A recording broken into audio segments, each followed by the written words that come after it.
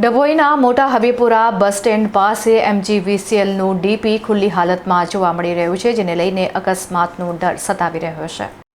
ગામના મુખ્ય બસ સ્ટેન્ડની બિલકુલ બાજુમાં આવેલું વીજ ટ્રાન્સફોર્મર હાલમાં મુસાફરો અને વિદ્યાર્થીઓ માટે મોતના કુવા સમાન બની ગયું છે. બસ સ્ટેશન પાસે આવેલા આ ટ્રાન્સફોર્મરની પેટીઓ લાંબા સમયથી ખુલ્લી હાલતમાં છે અને તેની આસપાસ મોટા ઝાડી ઝાકરા ઉગી નીકળ્યા છે. ચોમાસાના ભારે વરસાદ અને ભેજવાળા વાતાવરણને કારણે આ ખુલ્લા લાઇવ વાયરોમાંથી ગમે ત્યારે મોટો કરંટ ઉતરે તેવી પૂરેપૂરી સંભાવના છે.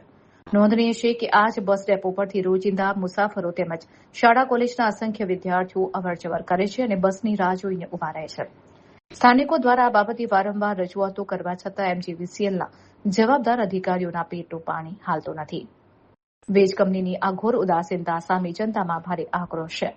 સ્થાનિકોએ આ જોખમી વાયરો તાત્કાલિક રિપેર કરવાની ઉગ્ર માંગ ઉચ્ચારી છે.